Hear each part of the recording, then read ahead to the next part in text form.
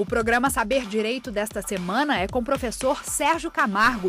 O curso é sobre direitos humanos. Tem dúvidas sobre o assunto? Mande um e-mail para nós, saberdireito@stf.jus.br. E você também pode estudar pela internet. Basta acessar o www.tvjustiça.jus.br. Olá, eu sou o professor Sérgio Camargo, então vamos dar continuidade às aulas sobre políticas públicas para a diversidade. No encontro de hoje, nessa segunda aula, vamos tratar da evolução dos planos nacionais de direitos humanos que o Brasil resolveu estabelecer. Nós já estamos na terceira versão do Plano Nacional de Direitos Humanos. A primeira versão foi em 1996, a segunda versão do PNDH2 foi em 2002, e a terceira e última e vigente versão do Plano Nacional de Direitos Humanos de número 3 foi em 2009. Podemos perceber que houve realmente uma boa evolução do PNDH2 para o PNDH3. Então percebemos que o Plano Nacional de Direitos Humanos de número 1, estabelecido em 1996, não trouxe nenhuma política pública ou orientação normativa legiferante para a comunidade LGBTT, lésbicas, gays, bissexuais, transexuais e transgêneros. Mas do Plano Nacional de Direitos Humanos número 2 para o Plano Nacional de Direitos Humanos número 3, nós não só tivemos previsões para esta minoria, como também percebemos uma boa evolução de 2002, do segundo Plano Nacional, para 2009, o terceiro e atual vigente Plano Nacional de Direitos Humanos brasileiro. Uma das premissas do PNDH3, que vamos agora nos referir aos Planos Nacionais de Direitos Humanos, por PNDH 1, 2 e 3. Relembrando aos colegas que nos assistem que o PNDH3 é o que está em vigor desde 2009.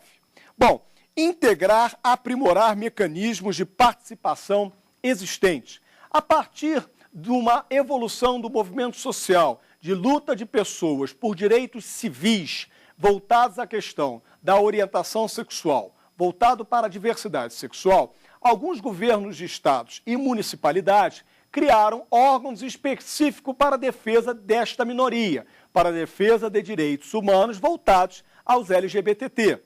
No estado do Rio de Janeiro, nós temos um órgão ligado ao governo do estado, qual seja a Superintendência de Direitos Individuais, Difusos e Coletivos. Na cidade do Rio de Janeiro, nós temos a Coordenadoria Especial da Diversidade Sexual do coordenador Carlos Tufson, que são órgãos específicos para a defesa de minorias. É claro que os avanços não trouxeram só melhoras e modernizações. Percebemos, de certa maneira, que a partir da criação de órgãos especificamente nos estados, como exemplo é o estado do Rio de Janeiro, que nós observamos a estatização do movimento social. De que maneira? Pessoas ligadas ao movimento social, que lutavam por direitos civis, que prestavam-se a exercer um controle efetivo sobre secretarias estadual do Rio de Janeiro e municipais por todos os municípios do Rio de Janeiro, de educação e de saúde, cobrando políticas públicas efetivas nas áreas de educação e saúde, eles se tornaram gestores públicos. E a partir do momento da criação do órgão estadual, nós tivemos a estatização do movimento social. Em outras palavras, as pessoas que eram da sociedade civil e que cobravam políticas públicas nos governos do Estado se tornaram gestores públicos. E, de certa forma, houve uma falha agora, moderna, quem é o legitimado a provocar o novo órgão estadual para a implementação dessas políticas públicas, né? Bom, o que pretende o PNDH3, como uma das suas diretrizes primárias, é integrar, aprimorar mecanismos de participação existentes. Em outras palavras, pretende-se buscar mais órgãos de busca dos interesses LGBTT. A Defensoria Pública do Estado do Rio de Janeiro, por exemplo, tem um núcleo específico em direitos humanos que vai tratar da diversidade sexual. E com isso nós percebemos que há um crescimento de órgãos específicos na defesa dos direitos dessa minoria. Monitorar as políticas públicas. Isso seria uma atividade do setor privado, uma atividade do movimento social. Só faço aqui a crítica e a reflexão de que a partir do momento que o movimento social se tornou gestor, você já não mais tem elementos de forte participação do movimento social que, desvinculados de fato do setor público, possam exercer esse controle e possam imprimir a busca de um equilíbrio e uma necessidade da demanda das atividades por esse poder público para a implementação de políticas públicas. Aperfeiçoar interlocução Estado e sociedade civil. A integração entre o setor público e o setor privado é de grande valia, até pelo princípio da solidariedade, para que nós possamos cada vez mais progredir conjuntamente e observar qual é a demanda desta minoria, no caso a diversidade sexual, para que a maioria possa aceitá-la e compreender os seus desígnios, compreender as suas intenções, compreender a cultura LGBT sem achá-la diferente. A diferença é natural, agora temos que ter a aceitação e o respeito da maioria pela minoria, né? Uma outra premissa é ampliar os mecanismos de controle destas ações.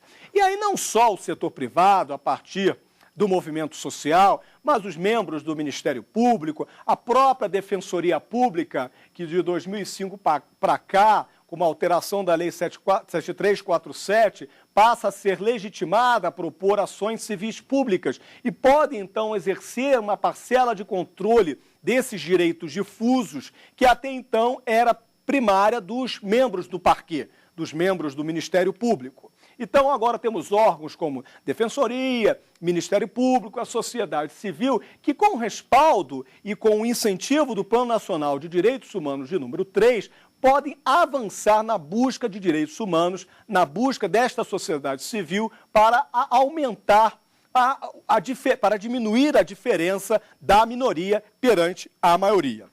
O PNDH de número 1, infelizmente, ele não trazia previsão específica para que houvesse um implemento de políticas públicas à diversidade sexual, o que, de certa forma, foi corrigido, então, em 2002, pelo Plano Nacional de Direitos Humanos 2, né?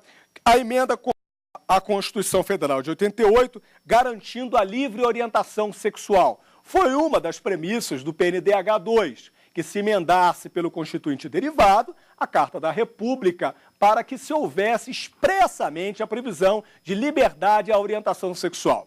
O PNDH já veio há 11 anos atrás e até agora não tivemos nenhuma emenda constitucional que de fato viesse a agraciar a minoria com a liberdade de expressão sexual a partir do pluralismo da diversidade sexual. Então, infelizmente, se tornou inócuo neste sentido o PNDH de número 2, né? A regulamentação da parceria civil.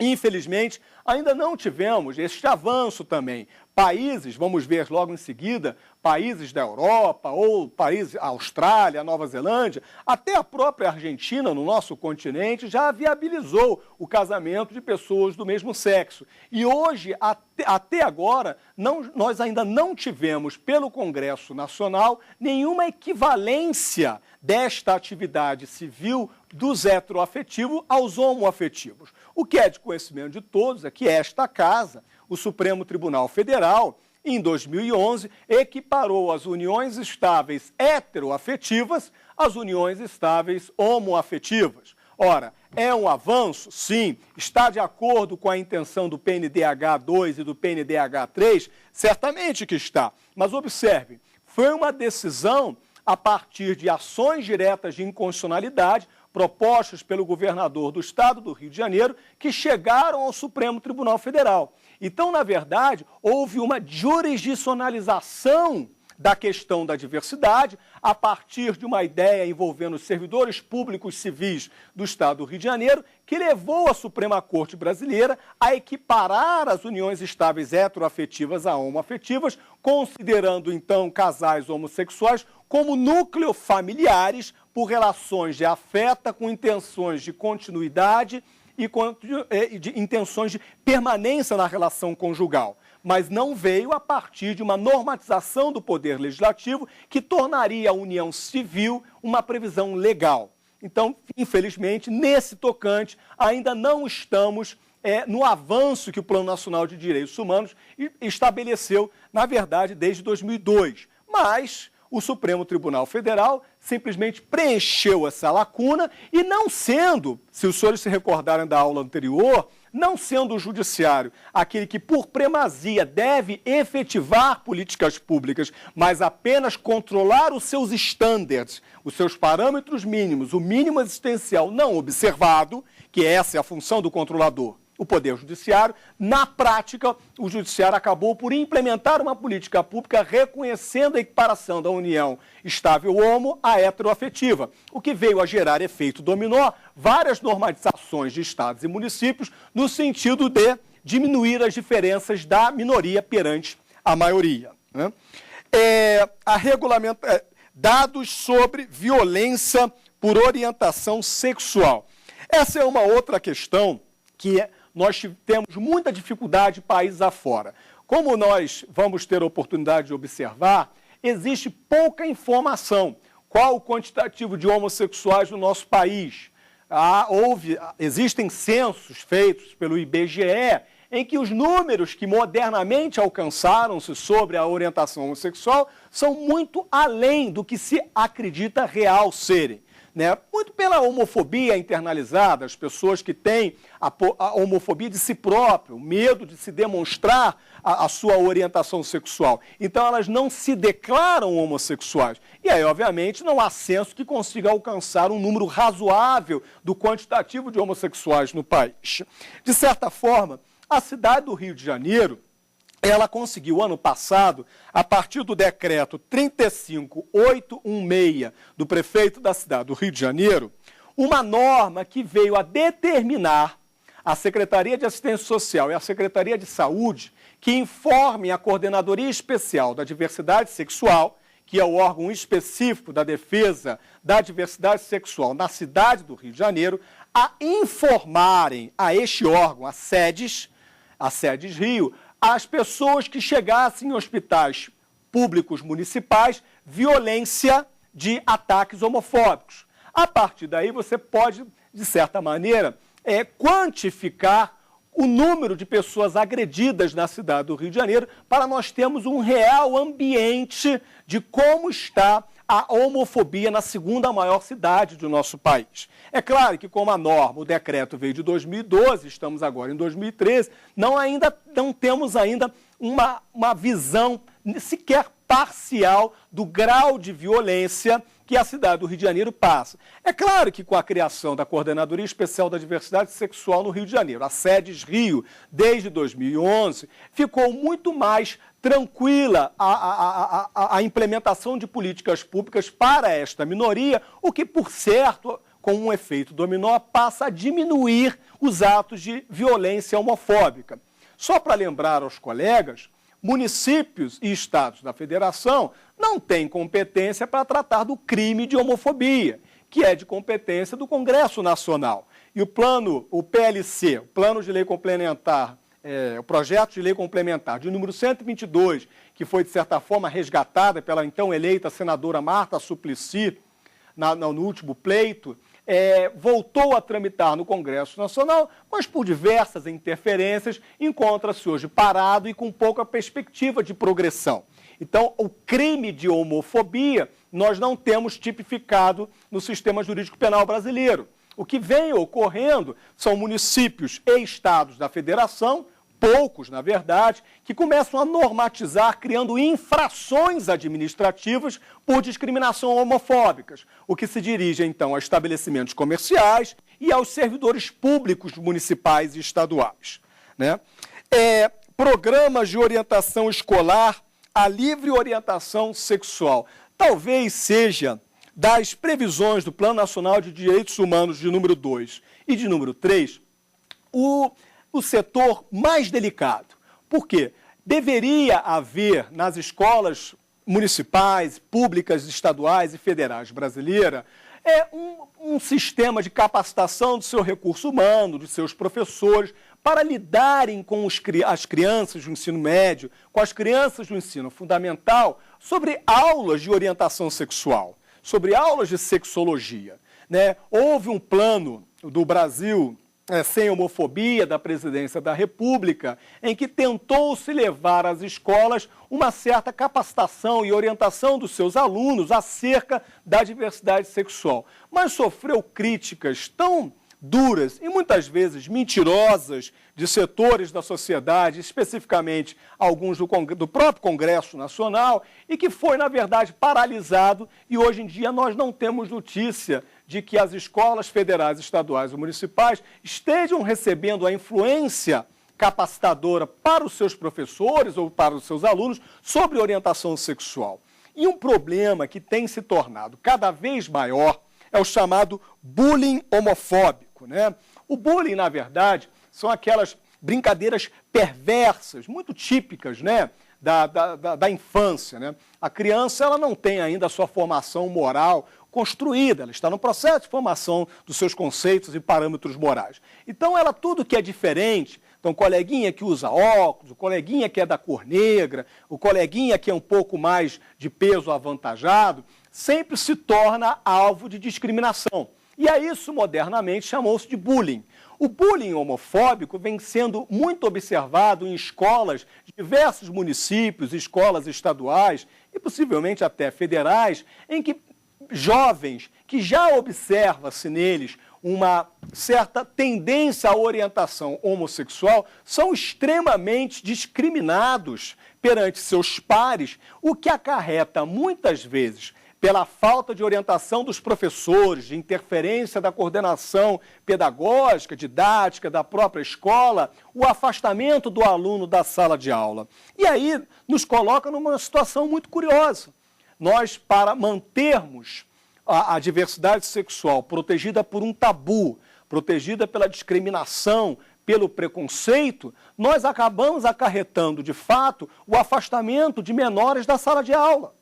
Então, o menor que vai para a escola, imagina o menor que já lá com 14, 15 anos de idade, já se identifica pela orientação de gênero feminina, tendo nascido homem, a travesti. A partir do momento que ele assume a sua identidade de gênero feminina, não obstante ter nascido do sexo feminino, e começa a trajar-se ou a se comportar de forma feminina, ele vai ser o palco de bullying, de preconceito, de discriminação, de forma assustadora, a ponto de esvaziar a pessoa da sala de aula e ela sai da escola. E qual é o resultado que nós alcançamos com isso? Menores que deixam de se capacitar, com a falta de capacitação não conseguem aprender um labor, não trabalham, com a falta de trabalho vão se prestar a atividades do setor informal, onde não há uma segurança na recolhimento de carga trabalhista, recolhimento de carga tributária, recolhimento de carga previdenciária, e com isso você não ajuda o produto interno bruto do país, e a pessoa se torna o quê? Dependente das atividades sociais do governo. De certa forma, o que o preconceito faz? Mantém a pessoa na ignorância, evita o desenvolvimento do cidadão e cria para nós brasileiros como um todo o quê? O dever de continuar gastando a nossa carga tributária para que aquelas pessoas que saíram da escola porque estavam sendo discriminadas, agora recebam ajudas assistenciais do governo. Então, para que fique claro a todos que nos ouvem aqui, a seguinte reflexão: queremos ser preconceituosos? Queremos discriminar pessoas pela sua orientação de gênero, pela sua orientação sexual? Não tem problema, porque quem paga somos nós. Somos a terceira carga tributária mais pesada do planeta. Os serviços são caríssimos no nosso país, porque é a forma primária do Estado a angariar recursos a partir da carga tributária. Então, um procedimento administrativo de inquérito policial para um jovem homossexual que é agredido na rua custa bastante caro. O jovem agredido na rua, ele vai para um hospital público, então custa o nosso dinheiro novamente. Então, queremos ser preconceituosos, queremos ser discriminatórios, não tem problema, porque quem paga somos nós, cidadãos brasileiros. Então, agora vamos ouvir a pergunta de um dos nossos alunos que quer tirar uma dúvida. Olá, professor. Meu nome é Areta. Eu gostaria de saber se os PNDH foram eficazes no avanço da integração da diversidade sexual no país.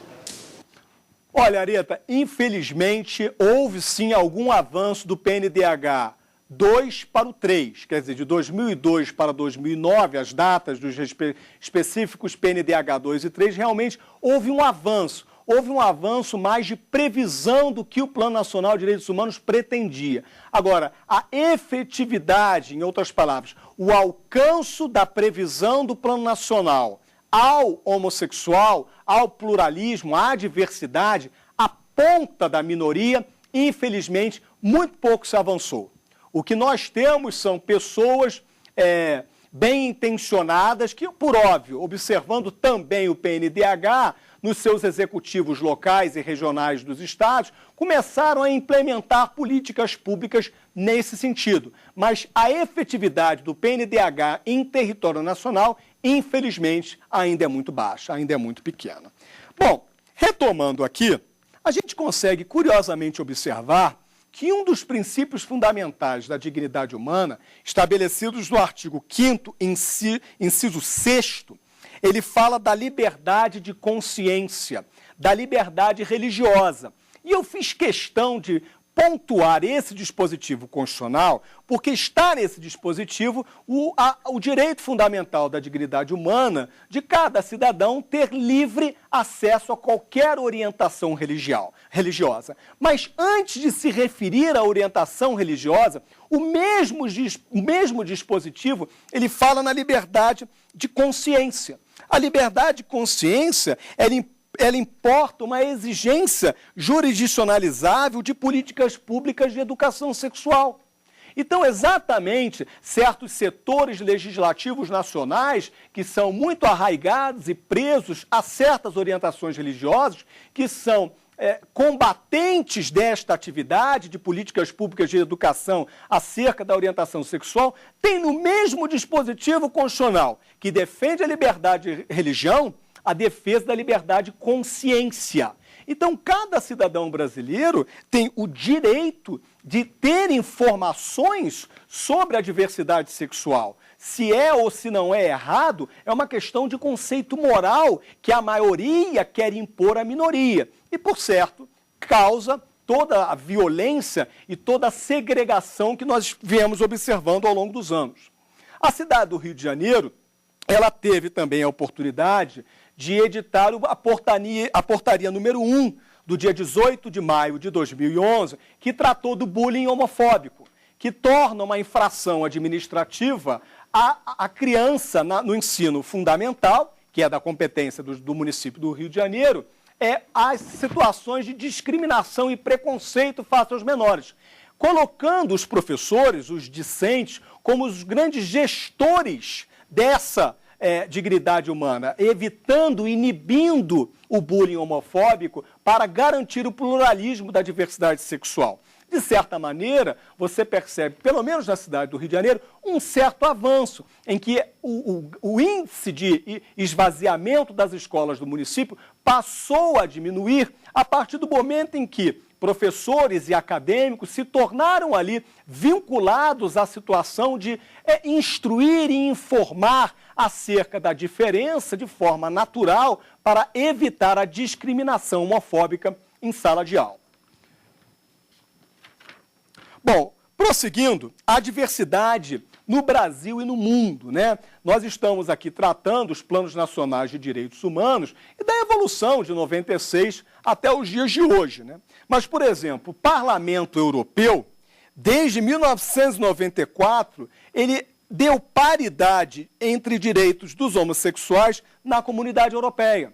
Então, há cerca de 20 anos atrás, praticamente, que o Parlamento Europeu equipara direitos civis de heteroafetivos a homossexuais, o que no Brasil, infelizmente, só começou a iniciar-se não por uma previsão do Parlamento brasileiro, como nós tivemos a oportunidade de estabelecer hoje, mas porque houve a interferência jurisdicionalizável do Supremo Tribunal Federal a partir da provocação do governo do Estado do Rio de Janeiro.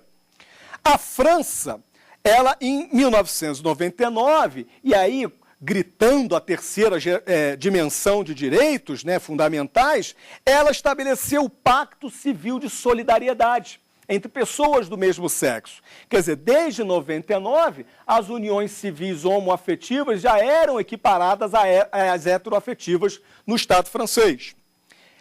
Na Holanda, o casamento homoafetivo foi normatizado em 2001, o que a Argentina fez agora em 2010 para 2011, e o Brasil, nós estamos na luta aqui de considerar a regra do artigo 226, parágrafos 3º e 4º, extensíveis aos homoafetivos também, porque há aí uma grande dissidência, tanto na jurisprudência como na doutrina, se a equiparação da união homoafetiva à união estável levaria como consequência a conversão da união civil homoafetiva no casamento.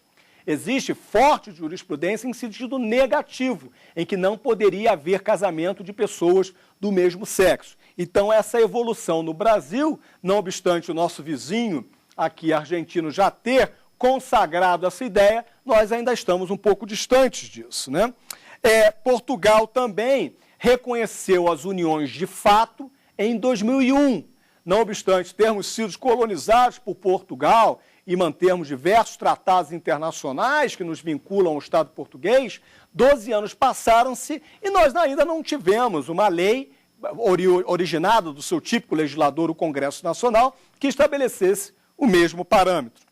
E o Brasil, nos dias 4 e 5 de maio de 2011, equipara, então, as uniões estáveis homoafetivas às heteroafetivas por 10 votos a 0, em que 2 dos votos dos ministros do Supremo fizeram ressaltar que entendiam equiparável a união estável heteroafetiva à homoafetiva, mas que não percebiam a possibilidade da conversão para o casamento. Então, não obstante os 10 votos favoráveis à equiparação da união estável hétero à homoafetiva, já titubeava à época a Suprema Corte Brasileira sobre a possibilidade ou não da conversão da união homoafetiva ao casamento civil, o que, por certo, criou uma dissonância sistêmica em toda a República. Existem estados em que os homoafetivos vão entrar com ações para a conversão da sua união estável em casamento e não vão conseguir, e outros estados que vai ser mais fácil conseguir. É óbvio que uma hora o Supremo Tribunal Federal vai ter que bater o martelo sobre a possibilidade ou não desta conversão, né? Agora, interessante a gente analisar que houve uma conferência em 2004, na Indonésia, que criou os chamados princípios Yogyakarta. São princípios de não discriminação, princípios de constituição de família, que tem por noção a dignidade da pessoa humana. Talvez um dos encontros mais recentes com impacto internacional que ocorreu na Indonésia, em que, dentre as premissas diversas que estabeleceu, eu resolvi pontuar o direito ao gozo universal dos direitos humanos. Então, retomamos a discussão que na aula passada iniciamos. O direito humano, os princípios da dignidade da pessoa humana, previstos como princípios fundamentais da nossa Carta Constitucional, eles transcendem a própria ordem jurídica interna. Então, é como se deixasse de ser uma mera liberdade do legislador e do gestor brasileiro a sua consideração ou não, por um valor maior de humanidade solidária. Então, temos de ter em mente que o estabelecido no artigo 1º, o princípio da dignidade da pessoa humana na Constituição Federal, ele vai traduzir um preceito que transcende a própria Carta da República, que sobrepuja-se ao próprio sistema constitucional brasileiro, devendo, por certo, ser observado. O outro é o direito à igualdade e à não discriminação. E batemos na mesma tecla, né? O direito à igualdade, como já disse essa casa, o Supremo diversas vezes, vamos tratar o igual igual e o diferente diferente quando a igualdade o prejudicar. Então, nós precisamos entender que as minorias, nesse momento, como tem sido feito em outros aspectos, né? A minoria negra, a minoria dos índios, que alcançou cotas para o serventualismo público federal, por um decreto da Presidência da República, ou do próprio governo do Estado do Rio de Janeiro, que estabeleceu através de decreta que o serventualismo público do Estado vai ter um número mínimo de negros e índios, quer dizer, são atos legiferantes para estabelecer políticas públicas de reigualar a minoria. Mas, infelizmente, isso não vem acontecendo na discriminação por orientação sexual com tanta eficiência. Por quê? que nós insistimos na ignorância, insistimos em manter a temática sobre o viés de um grande tabu. O direito à segurança pessoal, né?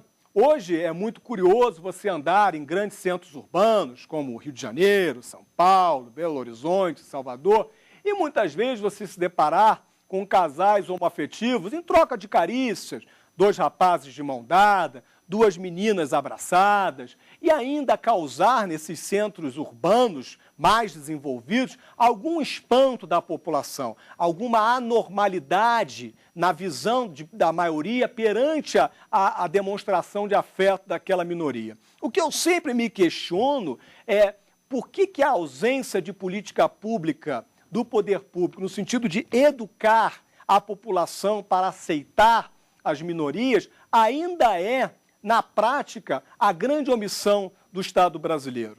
Por que isso?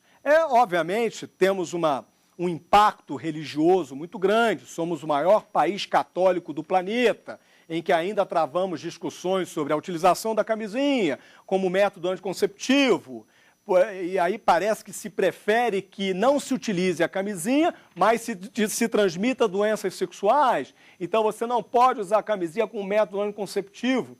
Acabamos de vivenciar o conclave, que é a escolha do novo pontífice do papado apostólico romano, e um dos 117 cardeais se declarou por foro íntimo impossibilitado de participar do conclave. Por quê? Porque ele tinha tido experiências homossexuais, homoafetivas com um menor de idade, com um menino menor de idade. O que nos leva a questionar se um cardeal da Igreja Católica mantém relações homoafetivas, realmente precisamos integrar sociedade civil, setor público e setores religiosos num momento de integração solidária para alcançarmos um ambiente comum, para que as pessoas possam exercer a sua liberdade de expressão sexual sem serem aviltadas na sua dignidade humana. Porque o que não justifica mais hoje são homossexuais andando pela rua em trocas de afeto. O que há de diferente numa troca de afeto entre um homem e uma mulher, numa troca de afeto entre 2 homens ou 2 mulheres? E tenho certeza que a pretensão de pessoas como eu, que luta por direitos civis, por direitos humanos, não é incentivar a balbúrdia, não é incentivar atos libidinosos. Fico bastante descontente, por exemplo, quando estou aí comemorando o carnaval numa cidade grande e vejo lá um homem, uma mulher em demonstrações de carinhos muito além do que seria socialmente aceitável. É claro que se eu estou na rua vendo troca de carinhos entre homens ou entre mulheres que avançam o aceitável, é óbvio que essa conduta tem que ser coibida. Não estamos aqui a proteger o libidinismo, não estamos aqui a proteger situações explícitas sexuais públicas, mas o direito de liberdade de expressão afetiva, de liberdade de expressão sexual, que todo cidadão brasileiro tem que ter o direito de exercer e não sofrer retaliações públicas por cidadãos que se acham no direito de dar lampadada nos outros no meio da rua por achar que a pessoa A ou B é de orientação homossexual, como tivemos a infelicidade de observar na Avenida Paulista, na cidade de São Paulo, há alguns anos atrás, né? Bom, o direito ao trabalho e o direito a constituir família. Direito ao trabalho.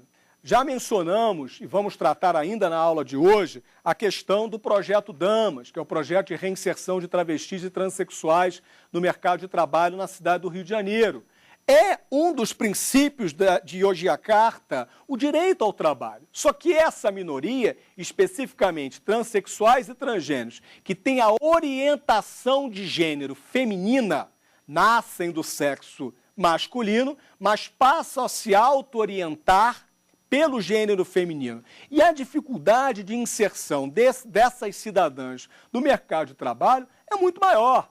A travesti, a transexual, vai fazer uma entrevista de emprego e muitas vezes está lá com todos os requisitos que a empresa pretende para o preenchimento daquela vaga. Mas no momento em que a travesti é questionada acerca da sua documentação e sendo identificada como, por exemplo, Tatiana, e aí quando chega a carteira de identidade que está lá João Pedro, sempre Ocorrem situações como, olha, a vaga já foi ocupada, muito obrigado, você não tem o perfil da empresa, o que, de certa maneira, obriga a essa minoria setorial a buscar formas de trabalho informal, como prostituição, como profissionais de beleza, cabeleireiro. Não que haja nada de errado com uma atividade ou com outra atividade. São atividades dignas como outra qualquer. A prostituição é a atividade profissional mais antiga do planeta.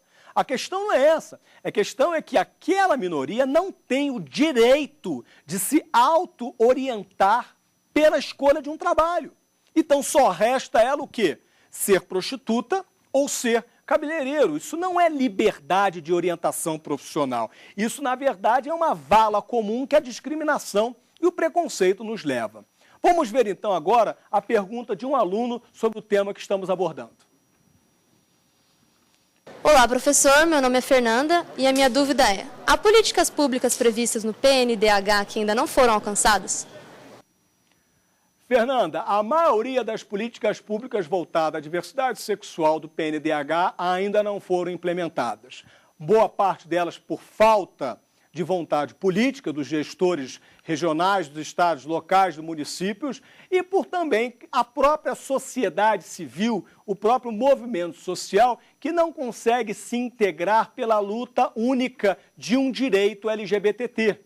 E muitas formas, a estatização do movimento social que ocorreu em alguns estados da federação, como eu mencionei, enfraquecem a luta dos direitos civis humanos para a diversidade sexual, fazendo com que a implementação de políticas públicas se torne cada vez mais lenta. Mas, reitero, existem órgãos e pessoas bastante ligadas à dignidade da pessoa humana, a lutas civis, que estão aí tentando, dentro da sua competência, alcançarem políticas públicas para a diversidade, como é o caso mais específico da Coordenadoria Especial da Diversidade Sexual do gabinete do prefeito da cidade do Rio de Janeiro, né? Bom, vamos falar um pouquinho do núcleo essencial do mínimo existencial, né? Quer dizer, nós já conseguimos compreender neste encontro e na aula passada que o mínimo existencial ele nasce dos estándares, que são aqueles padrões pré-estabelecidos do que pretende a humanidade como mínimo para a sua digna existência, né? E nós podemos, então, observar o núcleo essencial do mínimo existencial a partir de duas vertentes. Claro que ambas nascem da igualdade, o direito que todos temos de ser tratados de maneira igual. É um preceito fundamental do artigo 5º, inciso 1º. Homens e mulheres são iguais em direitos e obrigações. Só que a própria doutrina do professor Luiz Roberto Barroso vem identificando a igualdade a partir de uma perspectiva formal e a partir de uma perspectiva material. Com relação ao nosso estudo acerca de políticas públicas para a diversidade sexual, vamos abraçar a noção da igualdade formal para a implementação de políticas públicas. E vamos considerar a igualdade material, vamos tratar dela, mas apenas sobre critérios mais abstratos.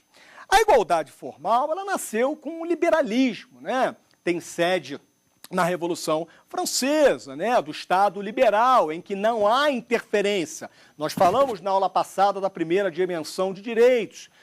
O Estado liberal é aquele que não interfere na seara privada. Então, é uma atividade negativa, né? Não há hierarquização entre as pessoas, né? Então, quando você observa a igualdade na forma, você vai tratar gay feminino, gay masculino, negro, índio, mulher, portadores de necessidades especiais, de maneira igual. É igualdade na base. Eu não vou hierarquizar a igualdade. Eu não vou considerar elementos técnicos objetivos para tratar diferente pessoas que se encontram em situações diferentes, que seria o cerne, veremos já já, da igualdade material, né?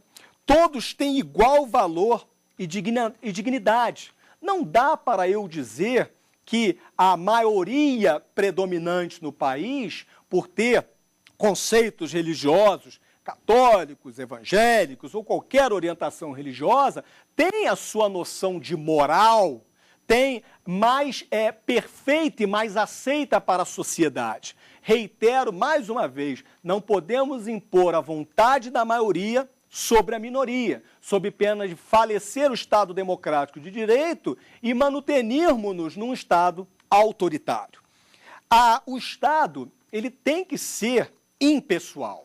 Essa é uma das premissas básicas da igualdade formal. O Estado, ele não pode levar em consideração as características subjetivas da pessoa. Ele deve levar em consideração a dignidade cidadã de todos os seres humanos. Todos os seres humanos, todos os brasileiros têm direito a políticas públicas que levem ao seu autodesenvolvimento, que obviamente contribuirá para o desenvolvimento do país. É claro que atenção maior devemos dar às minorias. E aí entraria a noção da igualdade material, né, que visa a justiça distributiva e social, que é o cerne da solidariedade, né? É aquela noção básica de Robin Hood. Vamos tirar de quem tem mais para dar para quem tem menos, exatamente a noção da solidariedade, né? E aí você parte de uma igualdade a partir da matéria, né? Então ela é substantiva, ela não é a mera forma, a ideia, a noção ideal de igualdade por ela própria, né? E equiparação das pessoas na vida e não apenas na lei. É o que a igualdade material pretende. Mas que para avancemos no sentido da igualdade material, nós precisamos consolidar a dignidade da igualdade formal, em que não há hierarquização entre as pessoas, em que todos realmente são iguais perante a lei e que todos têm realmente a mesma oportunidade. E, obviamente, são grandes desafios que a República Brasileira terá de enfrentar nas próximas décadas, né? E agora nós podemos traçar um paralelo a partir de conceitos que já tratamos não só na aula passada, e que já estamos abordando também na aula de hoje, que seria a igualdade, a dignidade e a liberdade, né? A igualdade, ela pretende uma política de reconhecimento. Não é uma imposição autoritária da moral dominante pela maioria à minoria. O que a igualdade, como política de reconhecimento, ela pretende é a proteção, é o reconhecimento de identidades alternativas ao padrão majoritário.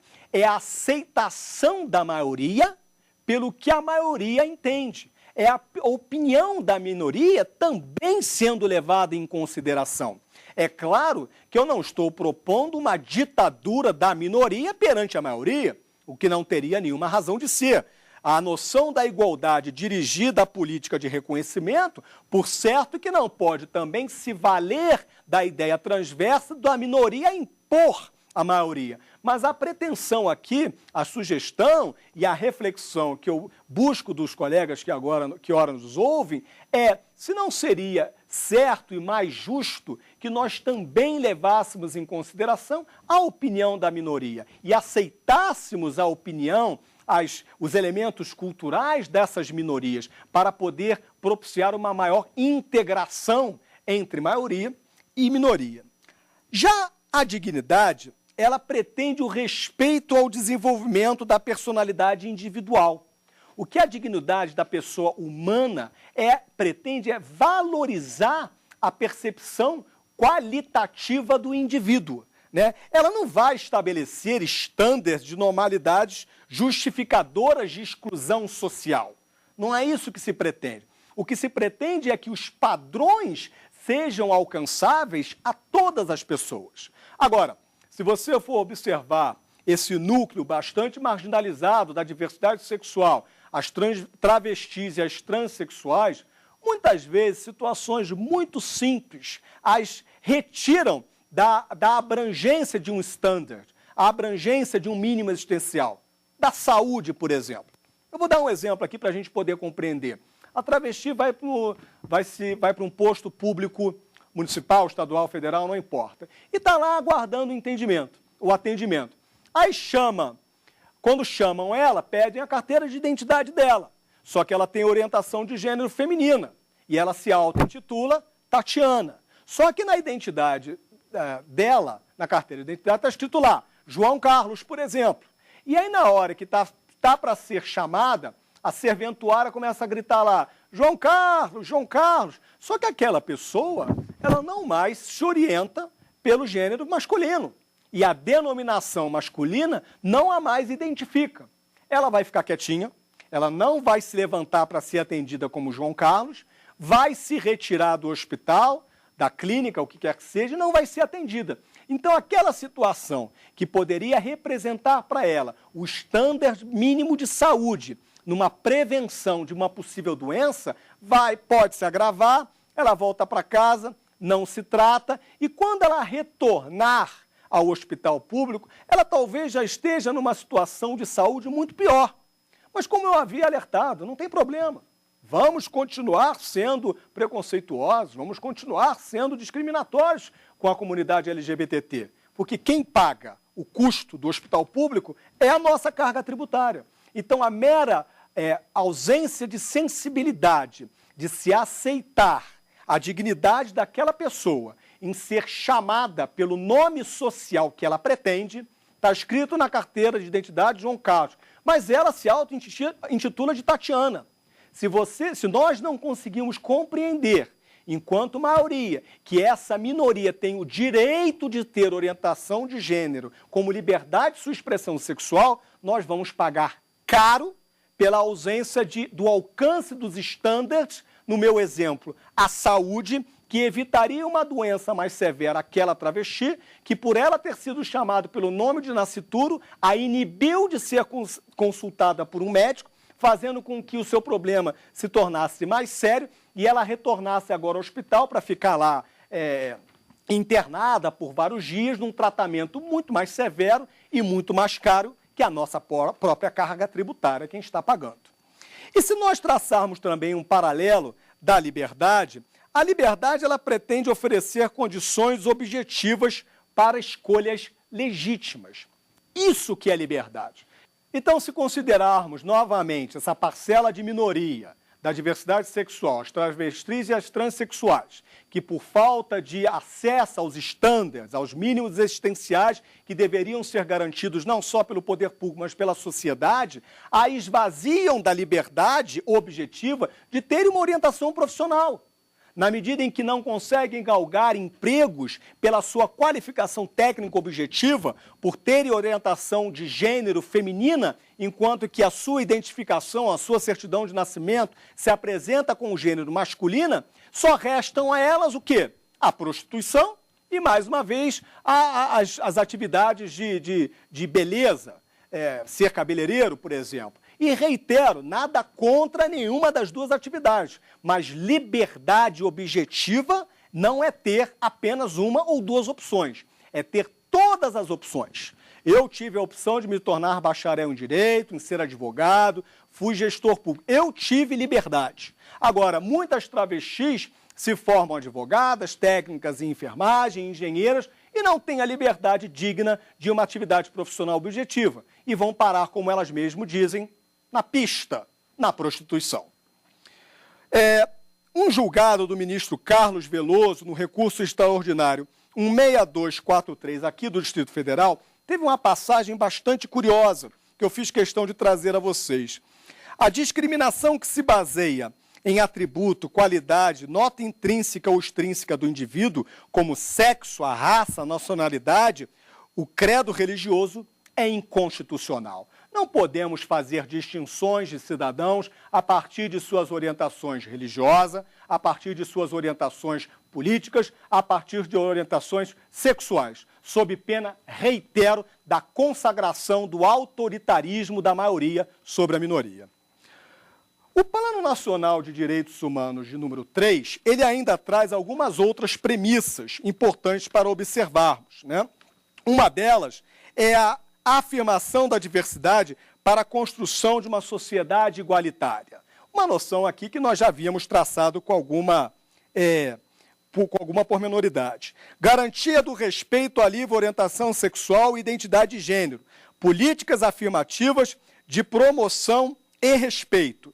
E fico muito feliz em divulgar a vocês a Lei 13.833, do dia 16 de novembro de 2006, do Estado do Ceará, que passou a determinar que nos cursos de formação da Polícia Militar e da Polícia Civil fosse inserido na matéria de direitos humanos a questão da diversidade sexual. Então, bastante interessante a posição do Estado cearense, em que, no momento de formar seus policiais civis e policiais militares, os colegas já saem da formação com alguma orientação de como lidar com a homoafetividade, né? Apoiar a lei de união civil, o que ainda não tivemos no Congresso, como eu havia mencionado, mas o provimento número 24 de 2012 da Corregedoria Geral de Justiça do Estado do Piauí determinou aos cartórios que procedessem à conversão da união estável de homossexuais em casamento, estabelecendo nesse provimento 24, no seu artigo 4º, que reconhecesse a homoafeição como entidade familiar. E, por fim, garantir o direito de adoção. Homossexuais que pretendem adotar filhos, principalmente homossexuais masculinos, que não tiveram pela divindade a capacidade de reprodução da espécie. Mas, infelizmente, parece que o nosso Congresso Nacional não vê da mesma forma. Existe um projeto de lei de número 7.018 de 2010, que está em trâmite, que tenta proibir casais homossexuais de adotarem menores, dizendo que tais casais não constituem família. Sem menor problema. Vamos evitar que homossexuais adotem menores. Vamos deixar os menores andando sozinhos e soltos pela rua. Vamos continuar observando menores entre os 8 e 12 anos carregando garrafinhas de água Minalba, e não é água, porque ali dentro tem um produto amarelado chamado cola de sapateiro, que a criança fica cheirando aquele negócio o dia inteiro. Por quê? Porque não consegue ser alcançada por políticas públicas de educação. E já que também homossexuais também não podem adotar as crianças, vamos deixar as crianças da marginalidade, aumentando então cada vez mais o quantitativo de crimes no nosso país. De certa forma, reitero a mesma ideia, vamos continuar sendo preconceituosos porque o custo é nosso mesmo. E para nós concluirmos, percebemos que dos planos nacionais de direito humano 1, 2 e 3, pouca efetividade e materialização de políticas públicas à diversidade foi efetivamente alcançada. Percebemos municípios e estados que, de maneira isolada, conseguiram progredir em direção à dignidade da pessoa humana. Dessa forma, então, encerramos a segunda aula de hoje. Foi mais uma vez um prazer estar com vocês e até a próxima aula. Tem dúvidas sobre o assunto? Mande um e-mail para nós, saberdireito@stf.jus.br. E você também pode estudar pela internet. Basta acessar o www.tvjustiça.jus.br.